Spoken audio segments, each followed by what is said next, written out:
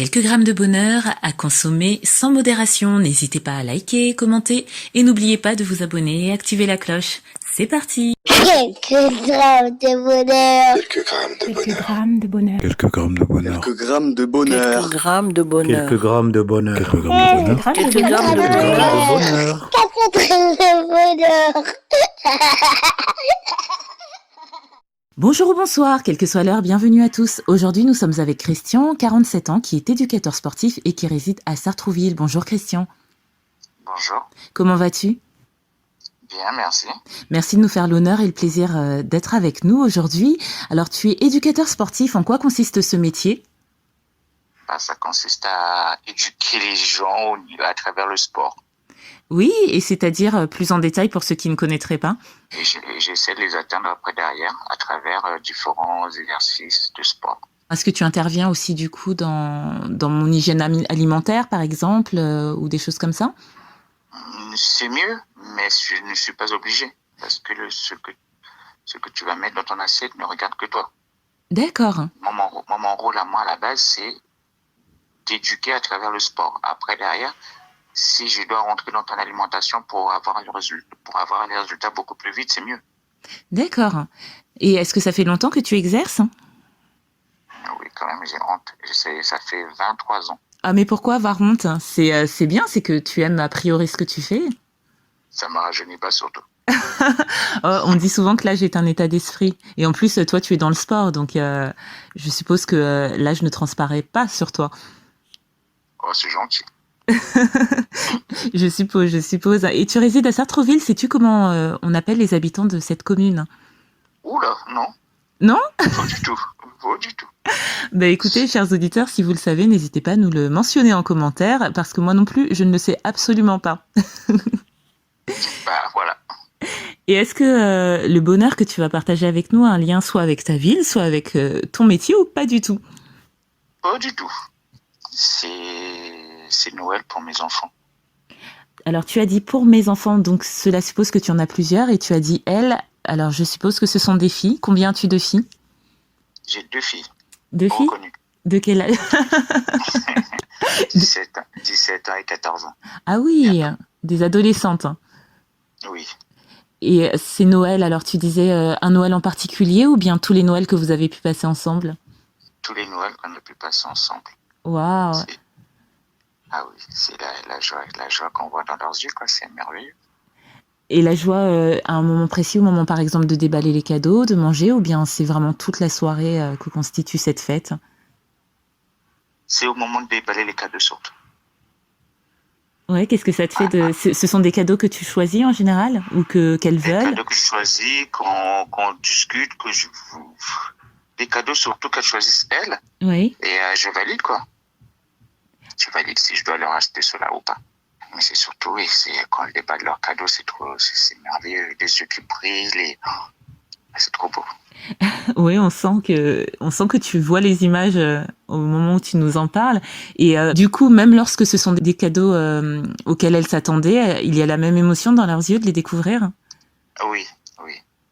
Parce que quand arrive, comme dirait l'autre, quand arrive minuit, elles veulent même pas dormir. Et pourtant, elles sont fatiguées. On le voit dans leurs yeux qu'elles sont fatiguées. Mais elles veulent pas dormir. C'est rien que pour avoir leurs cadeaux.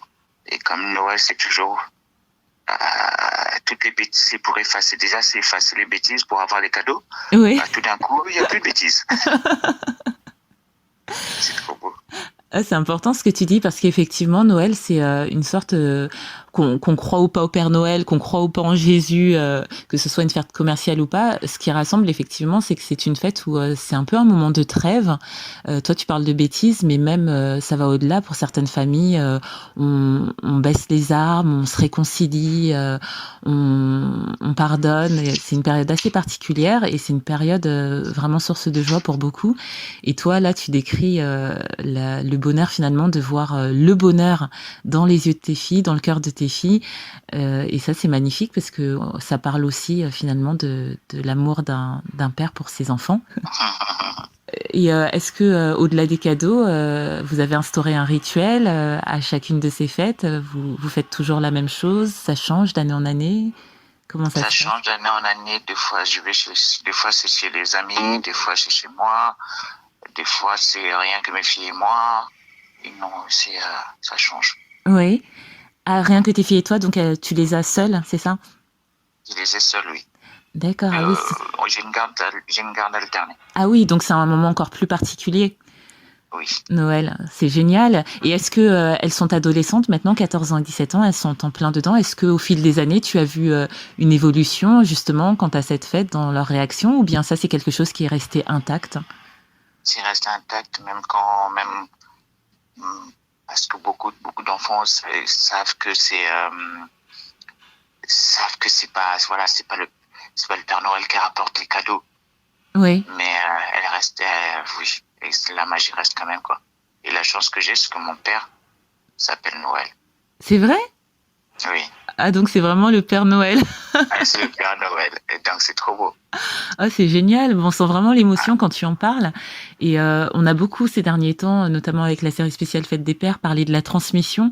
Et c'est exactement aussi de cet ordre, parce que ce rituel que vous avez mis en place chaque année, cette joie, c'est quelque chose, je suis sûre, qui va leur rester et qui t'émeut, hein, même quand tu en parles, et qui m'émeut aussi du coup un peu. Et ça, c'est juste vraiment magnifique. Et ce sont des moments précieux parce que les années passent tellement vite. Les enfants nous filent entre les doigts d'année en année parce qu'ils s'en vont et on les éduque pour ça vers leur propre vie.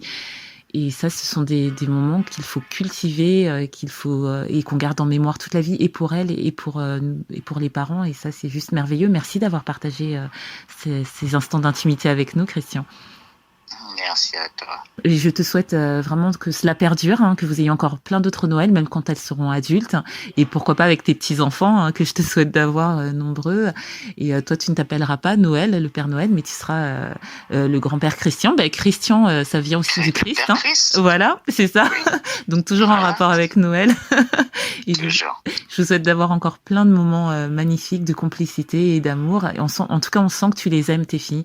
Et j'espère qu'elles écouteront cet épisode pour encore plus le savoir, parce que je suis sûre qu'elles le savent déjà. Elles le savent déjà. Écoute, ben, prends soin de toi, prends soin d'elles. Et n'hésite pas à revenir surtout à nous conter de nouveau un bonheur. Ce sera avec un grand plaisir que je te recevrai. Merci beaucoup.